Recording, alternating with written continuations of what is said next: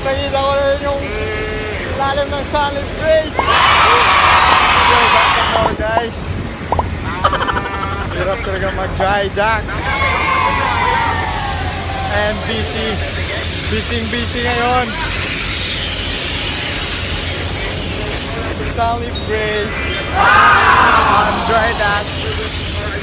There are a lot of work to do, guys. When I say a lot, literally, it is a lot, guys. So, we're all busy here. Ang daming maintenance. Okay. Pero para sa future, kapit lang.